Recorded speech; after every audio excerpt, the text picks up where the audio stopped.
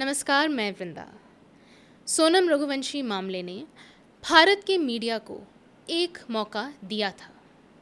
एक अवसर था कि निजी रिश्तों में बढ़ते अपराध के मामलों पर संजीदगी से बहस की जा सके, इसके सामाजिक और मनोवैज्ञानिक कारणों पर ठहर कर बहस की जा सके। मगर हर बार की तरह ये मौका भी गंवा दिया गया। पिछले कुछ हफ्तों में इस मामले पर गोदी मीडिया में घंटों कवरेज हुई। इस मामले से जुड़ी सच्ची, झूठी, काल्पनिक सब तरह की थ्योरी आप तक पहुंचाने की कोशिश की गई और पहुंची भी। ये मामला पुलिस के अधीन है, मगर हमने देखा कि स्टूडियो को ही अदालत बना दिया गया। टीआरपी बटोरने के लिए हर संभव कोशिश की गई। पीड़ित पक्ष से लेकर आरोपी पक्ष तक सबको न्यूज़ रूम में एक औजार बना दिया गया। आपको भी एक औजार बना दिया गया। इस बात को लेकर कहीं कोई बहस नहीं है कि एक संगीन अपराध हुआ है, इसे लेकर हमारा रवैया क्या हो सकता है, इसे लेकर नई बहस क्या हो सकती है। ऐसा नहीं है कि हम मीडिया का ये चेहरा पहली बार देख रहे हैं। ये बहुत बार हो चुका है। बहुत से मामलों में बहुत से मामले ऐसे हमारे सामने से गुजरे हैं जब भारत के मीडिया ने खुद को और अपने दर्शकों को सिर्फ शर्मसार किया है। और अब तो ये इंटरनेशनल लेवल पर भी बात होने लगी है। ऑपरेशन सिंदूर के बाद ये बहस दुनिया भर के मीडिया चैनल्स और अखबारों में हुई है कि भारत के मीडिया ने कवरेज के नाम पर पूरे देश से झूठ बोला। तो मामला असल में कभी सिर्फ एक केस का नहीं होता है। अभी हम अपराध की बात कर रहे हैं तो मैं उसी पर टिकी रहूँगी। पर जब इतने बड़े मामले पर हज़ारों घंटों तक मीडिया चर्चा करेगा तो उसका असर समाज पर काफ़ी बड़े स्तर पर होगा। जब इस तरह के मामले में दर्शकों की इतनी दिलचस्पी है, तब ये एक मौका दे सकता था कि हम समाज में अपराध को लेकर गंभीरता से चर्चा कर सकें। मगर हर बार की तरह इस बार भी वो मौका गंवा दिया गया। आप रुक कर ज़रा सोचिए, इस मामले को लेकर आपने कैसी कैसी बहस देखी और सुनी। मैंने तो पूरे प्रोग्राम नहीं देखे, मगर बहुत से लोग ट्विटर पर क्लिप्स डाल रहे थे और इसे लेकर काफ़ी बहस हो रही थी। तो जैसे मैंने देखा कि नव भारत चैनल पर सोनम और राजा रघुवंशी की कुंडली पर चर्चा की जाने लगी। एक कुंडली एक्सपर्ट को बुलाकर स्टूडियो में मांगलिक दोष ढूंढा गया और ये बताने की कोशिश की गई कि ये तो होना ही था। इस देश में करोड़ों लोगों की शादी कुंडली देखे बिना होती है। बहुत से लोग कुंडली में विश्वास नहीं करते। करोड़ों लोग अपनी पसंद की शादी करते हैं और कुंडली को बिल्कुल नज़रअंदाज कर देते हैं। तो फिर इस तरह से टीवी डिबेट में कुंडली और मांगलिक दोष को डिस्कस करने का क्या मतलब है? और सिर्फ राजा और सोनम की कुंडली पर ही बहस नहीं हुई, बाकी आरोपियों की जन्म कुंडली भी निकाल कर उस पर भी चर्चा हुई स्टूडियो के अंदर। क्या स्टूडियो एंकर के पास कोई काम नहीं बचा है? अगर कुंडली ही दिखाई जानी है, उसी पर बहस होनी है, तो ज्योतिषी एंकरिंग कर ले, उसी को एंकरिंग करनी चाहिए। एंकर को किस बात की सैलरी मिल रही है? अंधविश्वास फैलाने की। ग्लोबल भारत में आप बड़े बड़े प्रोजेक्ट्स लॉन्च कर रहे हैं और प्राइम टाइम में डिबेट में कुंडली दोष तलाशा जा रहा है। फिर हम किस तरह के वैज्ञानिक समाज और वैज्ञानिक सोच की बात करते हैं? समाज के बंधनों से आज़ादी पाने का जो सफ़र होता है वो बहुत लंबा होता है, और आज़ाद होकर ही आप सुरक्षा और अधिकार और सम्मान और बराबरी की बात कर सकते हैं। मगर ऐसा लगता है कि भारत का मीडिया आपको तमाम तरह की बंदिशों में जकड़ के रखना चाहता है। वो चाहता है कि आप इस मामले में सुरक्षा, अपराध, पुलिस व्यवस्था, सामाजिक पारिवारिक बंदिशों, इन सब की बात ना करके कुंडली की बात करें।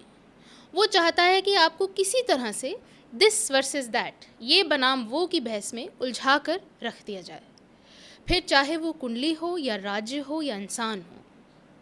आज तक पर आरोपी राज कुशवाहा और मृतक राजा रघुवंशी, इन दोनों की माँओं को आमने सामने डिबेट में बुलाया गया, और ऐसा एक नहीं, ऐसा कई चैनल्स पर हुआ जहां दोनों की माँओं को बुलाकर कोशिश की गई कि किसी तरह से दोनों एक दूसरे से भिड़ जाएं, लड़ जाएं, और टीआरपी के लिए कुछ मज़ेदार निकल आए, वायरल करने के लिए कुछ कंटेंट बन जाए।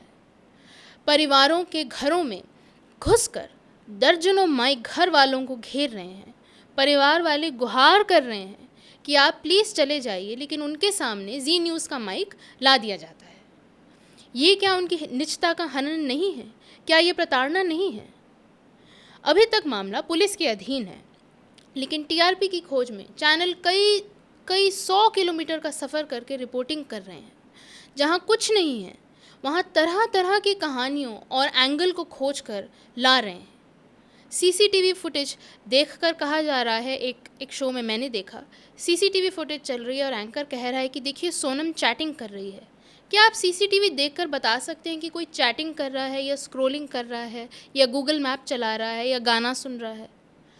मेघालय जाने से पहले सोनम ने यूट्यूब पर मेघालय के वीडियो देखे तो कहा जाने लगा कि वो रेकी कर रही थी।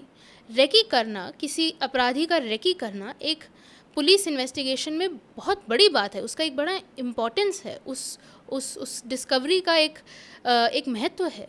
क्या हम ऐसे ही किसी की यूट्यूब सर्च हिस्ट्री से इस तरह के दावे कर सकते हैं? और ये यूट्यूब सर्च हिस्ट्री कौन देख रहा है? क्या एंकर्स के पास, रिपोर्टर्स के पास किसी की पूरी यूट्यूब सर्च हिस्ट्री आ गई है?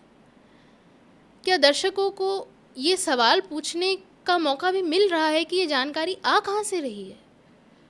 सोनम रघुवंशी के मामले में एक चैनल का रिपोर्टर फुलवारी शरीफ थाने के पास एक कार चालक से बात कर रहा था। उसके पास बात करने के लिए कुछ नहीं था, तो बस वो बार बार पूछे जा रहा था कि सोनम क्या कार में सोई थी या जागी थी, कुछ खाया था या नहीं खाया था, क्या खाया था। इन सवालों को बार बार पूछकर किसी तरह से एक लंबा वीडियो तैयार किया जा रहा था, ताकि सोनम रघुवंशी के मामले पर अपडेट के नाम पर कुछ भी परोसा जा सके, कुछ भी रिपोर्ट जो है वो फाइल हो जाए। रिपोर्टर जो ज़मीन पर है उसे पता है कि कुछ नहीं है, फिर भी उस पर दबाव होता है कि कुछ ना कुछ देना ही है, तो वो कुछ ना कुछ देने लग जाता है। अपने कैमरे से वो आपको बैग दिखाने लगता है, चप्पल दिखाने लगता है, मेकअप या कपड़े दिखाने लगता है। अपराध की कवरेज के अपने नियम होते हैं, उसके अपने कायदे होते हैं, पूरा तरीका होता है, और अपराध को कवर करने वाले एक्सपर्ट रिपोर्टर्स होते हैं जो जानते हैं कि वो तरीका क्या है। मगर तमाम संसाधन होते हुए भी लाखों करोड़ों के चैनल क्या करते हैं? वो कुंडली पर बहस करते हैं, इस तरह के डिबेट करते हैं जिसमें परिवारों को लड़ाया जाए, अपने रिपोर्टर पर रिपोर्ट फाइल करने का दबाव बनाते हैं। इसलिए जब कुछ नहीं होता है तब भी रिपोर्टर को कुछ फाइल करना पड़ता है।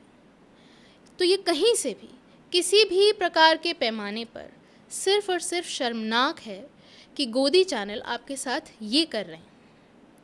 इस तरह के मामलों में एक बात और देखने को मिल रही है, जब लड़कियां अपराध में शामिल हों या लड़कियों के साथ अपराध हो, तब पुरुष प्रधान सोच का उस पूरी बहस पर पूरा कब्ज़ा हो जाता है।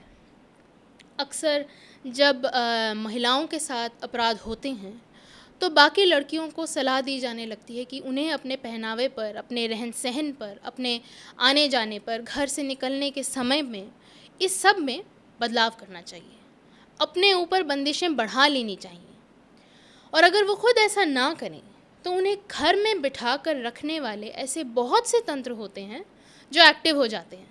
अब जब एक महिला ने अपराध किया है, और इसी तरह से मुस्कान रस्तोगी के मामले में भी एक महिला द्वारा अपराध किया गया था, तो एक बहस बनाई जा रही है कि लड़के डर गए हैं।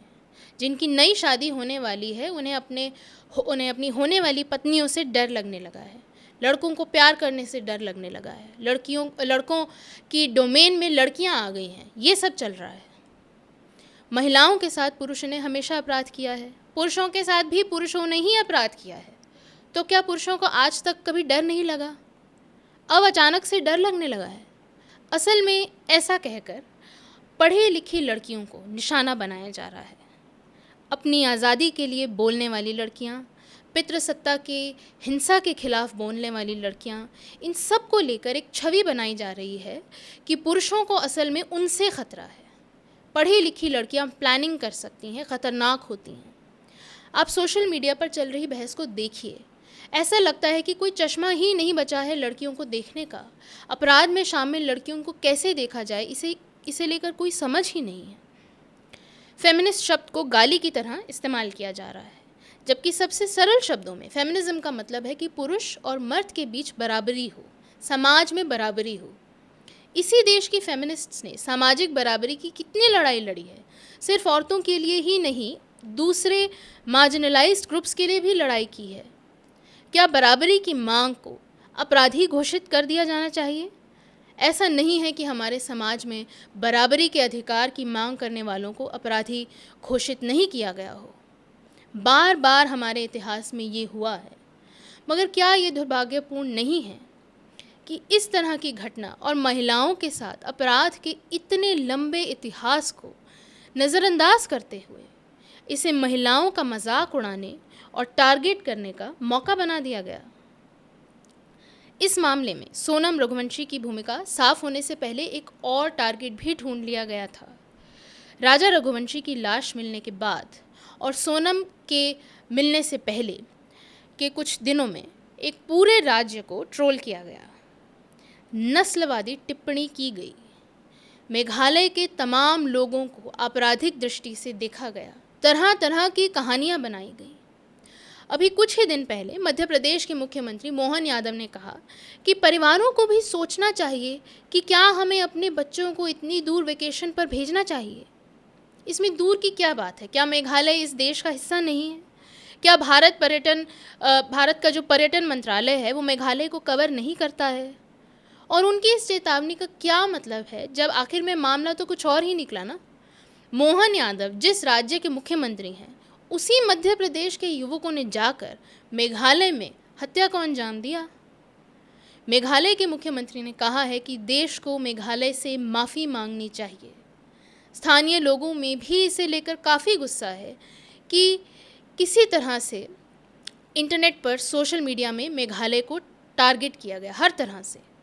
न्यूज़ चैनलों ने भी इस आग को हवा दी और इस सब का असर ये हुआ कि मेघालय में टूरिज़्म वाकई प्रभावित हुआ। बहुत से लोगों के रोज़गार पर इसका सीधा असर हुआ है। इसीलिए मैं चाहती हूँ कि इस बातचीत में आपके साथ उन मामलों को फिर से याद करूँ जब मीडिया ने आपके साथ, आप दर्शकों के साथ बेईमानी की, ये नाइंसाफ़ी की कि सुरक्षा, अपराध, अधिकार, आज़ादी, पुलिस व्यवस्था, सरकारी जवाबदेही, इन सब की बहस को किनारे करके सिर्फ मसाले लगाकर आपके सामने एक ड्रामा रचा और वो ड्रामा पेश किया। सोनम रघुवंशी, श्रद्धा वॉकर और रिया चक्रवर्ती, इन तीनों मामलों से क्या पता चलता है? ये पता चलता है कि औरतें जब अपराध की शिकार होती हैं, औरतें जब अपराध में शामिल होती हैं, समाज और मीडिया की प्रतिक्रिया में सांप्रदायिकता और पितृसत्ता दोनों की दोस्ती आपको दिखने लगती है। किसी मुस्लिम मर्द के हाथों अपराध की शिकार महिला की खबर आते ही गोदी मीडिया सांप्रदायिक सुर में हंगामा करने लगता है, जबकि ठीक उसी तरह के अपराध दूसरे धर्म के युवक भी कर चुके होते हैं, या जब करते हैं तो शांति पसर जाती है। सेम पैटर्न है। एक लड़की के अपराध के बहाने, एक लड़की के साथ हुए अपराध के बहाने कभी धर्म को टारगेट किया जाता है, कभी सारी लड़कियों को टारगेट किया जाता है और कभी किसी राज्य को ही टारगेट किया जाने लगता है। श्रद्धा वॉकर के केस में कितना झूठ फैलाया गया, कितनी नफरत बोने की कोशिश हुई। रिया चक्रवर्ती के केस में कितना झूठ उस पर थोपा गया। रिया के साथ जो हुआ, जिस तरह से उस मामले की कवरेज हुई, वो शर्मनाक ही नहीं था, वो आपराधिक था। एक लड़की को अपराधी घोषित कर दिया गया, हत्यारा बताया गया, क्या क्या शब्द नहीं इस्तेमाल हुए, उसके परिवार का पीछा किया गया, उसकी निजता का पूरी तरह से हनन कर दिया गया और आखिर में कुछ नहीं निकला। सीबीआई ने क्लीन चिट दे दी। श्रद्धा वॉकर के मामले में जिस तरह से कवरेज की गई, उसका कारण किससे छिपा है? उसके पार्टनर आफताब की धार्मिक पहचान को उसके अपराध से जोड़ा गया, जबकि ठीक वैसे ही अपराध हिंदू लड़कों ने अपनी हिंदू और मुस्लिम पार्टनर्स के साथ भी किए हैं, अपनी सिख, ईसाई, किसी भी धर्म के पार्टनर्स के साथ किए हैं। क्या उन मामलों को वैसी कवरेज मिली जैसी आफताब और श्रद्धा के केस को? तो ये कई बार हो चुका है।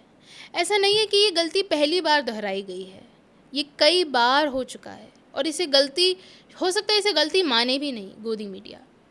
तमाम आलोचना के बाद भी जब ये बार बार दोहराया जाए तो क्या इसे गलती कहा जाएगा? मकसद असल में यही है कि किसी तरह से रेटिंग मिल जाए, किसी तरह से एक माहौल बन जाए, और अगर कोई बड़ा मुद्दा जिस पर बहस से बचना है उसे ढक दिया जाए। इस देश में कितने प्रदर्शन होते हैं जब मीडिया चुप्पी साध लेता है। मणिपुर की हिंसा पर आपने कितनी रिपोर्टिंग देखी? बीबीसी की क्या वो रिपोर्ट आप तक पहुंची है? आपने प्राइम टाइम डिबेट्स में देखी है कि कुंभ में सरकारी दावे से कहीं अधिक मौतों का आंकड़ा सामने आया है। सरकार ने कहा था कि 37 लोग मारे गए हैं, मगर बीबीसी की जांच में 82 लोगों के मरने की बात सामने आई है। इतना बड़ा विमान हादसा इस देश में हुआ, लगातार खबरें चल रही हैं, मगर पिछले कई महीनों में विमानों के उनकी ख़राब होती हालत पर लाखों लोगों ने शिकायत की है। ट्विटर आप देखिए, खोलकर भरा पड़ा है। क्या आपने कभी इसके बारे में कोई बहस देखी कि भारत की एविएशन इंडस्ट्री पर लोग इतने सवाल क्यों उठा रहे हैं? आखिर क्या कमी है? नहीं देखी होगी, क्योंकि बहस हुई ही नहीं। जहां मसाला लगाकर ड्रामा नहीं बनाया जा सकता, उस पर बहस होगी ही नहीं। ये नया नियम है। इस देश में हर रोज़ महिलाओं के साथ हज़ारों अपराध होते हैं। आपने इस पर विस्तृत रिपोर्ट कब देखी है? नेशनल क्राइम रिकॉर्ड्स ब्यूरो का ही आंकड़ा है कि भारत में रोज़ाना रेप के 86 मामले दर्ज होते हैं। ये सिर्फ वो मामले हैं जो रिपोर्ट किए जाते हैं। माना जाता है कि 90% से ज़्यादा मामले रिपोर्ट ही नहीं होते। ये हालत है। पर क्या इस बारे में आपने मीडिया में कोई बहस देखी है? दिल्ली में बलात्कार की इतनी संगीन घटना हुई, कोई हंगामा नहीं हुआ, लेकिन जैसे ही आरोपी किसी दूसरे धर्म का निकलता है, पूरी राजनीति पलट जाती है। जिन राज्यों को कभी कवरेज नहीं मिलती, उनके असल मुद्दों को, उनके बड़े मुद्दों पर कभी कवरेज नहीं होती, वहाँ जाकर भी मीडिया कवरेज करने लग जाएगा अगर सांप्रदायिक एंगल वहाँ दिख रहा हो तो। मीडिया के एंकर का खून खौलने लगता है। इनका मकसद एक ही होता है कि किसी तरह से माहौल गर्म हो जाए और किसी को उसका फ़ायदा मिल जाए, उसका सियासी फ़ायदा मिल जाए। इनके लिए बलात्कार की घटना या कोई अपराध सरकार और पुलिस व्यवस्था की नाकामी नहीं है। सरकार से पूछने का मौका ही नहीं है। पुलिस से सवाल करने का मौका ढूंढा भी नहीं जाता और दिया भी नहीं जाता। टीवी चैनलों का कवरेज बता रहा है कि वो महिलाओं को और लड़कियों को कैसे देखता है, कैसे तुरंत ही चरित्र का एंगल लाया जाता है और चरित्र के बहाने सारी लड़कियों को टारगेट किया जाने लगता है। एक अपराध के आधार पर क्या सभी महिलाओं को, सभी लड़कियों को, नवविवाहिताओं को, गर्लफ्रेंड्स को, दोस्तों को, इन सब को शक की निगाह से देखा जाएगा? संभावित अपराधी की तरह देखा जाएगा? इस तरह के डिबेट हो रहे हैं कि सोनम जैसी लड़कियों की संख्या बढ़ क्यों रही है? Sonam type girls, Sonam type, क्या ये डिबेट का टॉपिक हो सकता है? क्या कभी आपने चिंटू टाइप और सोनू टाइप और पिंटू टाइप लड़कों के अपराध पर बहस देखी है? इस देश में जहाँ रोज़ाना कितने बलात्कार होते हैं, महिलाओं के साथ छेड़छाड़ होती है, उन पर ज़ोर ज़बरदस्ती से शादी का दबाव बनाया जाता है, उसके लिए मजबूर किया जाता है, शादी से पहले लाखों करोड़ों रुपया कैश मांगा जाता है, दहेज मांगा जाता है, छोटी बच्चियों से लेकर बुज़ुर्ग महिलाओं तक उनके साथ यौन अपराध होते हैं, घर में अपराध होते हैं, रिश्तेदार अपराध करते हैं। वहाँ पर डिबेट चल रहा है कि सोनम टाइप लड़कियों की संख्या बढ़ गई है। बीजेपी की सांसद कंगना रनौत ने कहा है कि सोनम को शादी नहीं करनी थी तो मना कर देती, हत्या का अपराध क्यों किया। सुप्रिया श्रीनेत ने भी ये बात कही है और ये ठीक बात है, मगर ये भी याद रखना चाहिए कि इस देश में अपनी मर्जी की शादी करना ज़्यादातर लड़कियों के लिए आज भी संभव नहीं है। मना कर देने की बात थ्योरेटिकली काफ़ी ठीक लगती है, लगता है कि हाँ यही होना चाहिए, लेकिन क्या ऐसा मुमकिन है? क्या कोई पॉलिटिकल पार्टी, कोई राजनीतिक दल ये कह सकता है कि हम लड़कियों के इस अधिकार के लिए लड़ेंगे कि उन्हें अपनी मर्ज़ी की शादी का अधिकार मिले? सबसे पहले कौन सी पार्टी ऐसे वादे से भागेगी, किस पार्टी के लोग विरोध करेंगे, ये बताने की ज़रूरत आपको नहीं है। कुछ दिन पहले की एक न्यूज़ है। मध्य प्रदेश में एक लड़की ने शादी से इनकार कर दिया तो उसके परिवार ने दबाव बनाना शुरू किया। तनु गुर्जर किसी और से शादी करना चाहती थी। उसने एक वीडियो जारी कर दिया कि अगर मुझे कुछ हुआ तो मेरा परिवार जिम्मेदार होगा। जब पुलिस उसके घर पहुंची तो पुलिस वालों के सामने लड़की के पिता ने गोली मारकर अपनी बेटी की हत्या कर दी। ये इस समाज की सच्चाई है, जहाँ शादी से इनकार करना, अपनी पसंद की शादी करने की बात करना, ये मौत की सज़ा है। महिलाओं के साथ अपराध हो या कोई महिला अपराध करे, कोशिश यही रहती है कि लड़कियों पर पहरा बढ़ा दिया जाए। अंधेरे के बाद घर से मत निकलो, ये कपड़े पहनकर घर से मत निकलो, लड़कों से बात मत करो, प्यार मत करो। जब भी अपराध होता है, हम किसी न किसी को कटघरे में लाने की जल्दी में दिखाई देते हैं। किसी धर्म, जेंडर, राज्य को, किसी की पहचान को आरोपी बनाना चाहते हैं। मीडिया की इसमें अहम भूमिका होती है, लेकिन बतौर एक दर्शक आप क्या देख रहे हैं और कैसी प्रतिक्रिया दे रहे हैं, इसकी आज़ादी अभी भी आपके पास है। मीडिया आपसे सोचने के नाम पर दिमाग गिरवी रखने के लिए कह रहा है। इस मीडिया से आप कहिए, पूछिए कि तुम लोग सोचो, कुंभ में 80 से अधिक लोगों के मरने की खबर की रिपोर्टिंग क्यों नहीं कर रहे हो? इतने अपराध हो रहे हैं, उस पर रिपोर्टिंग क्यों नहीं कर रहे हो? जब खुद सोचने लायक नहीं रहे, तब दूसरों से कह रहे हैं, दर्शकों से कह रहे हैं कि सोचिए, सोनम अपने से कम उम्र के लड़के से प्यार करती थी, एक नौकर से प्यार करती थी। क्या किसी से प्यार करना इस देश में अपराध है? जाहिर है हत्या करना अपराध है, मगर अपनी पसंद जाहिर करना, अपनी अपनी अपनी आज़ादी के मुताबिक जीना, इस देश में एक लड़की होकर ये कहना कि मैं ये चाहती हूँ, क्या ये भी अपराध है? क्या एक लड़की के अपराध के आधार पर, जो भी साबित नहीं हुआ है, जो पुलिस के अधीन है, क्या उसके अपराध पर सारी देश की लड़कियों को एक तरह से टारगेट किया जाएगा, उन्हें एक खांचे में फिट किया जाएगा? तय करना मुश्किल है असल में कि मीडिया ज़्यादा गंदा है या इस समाज की सोच। आप सोचिए इस बारे में। नमस्कार, मैं वृंदा।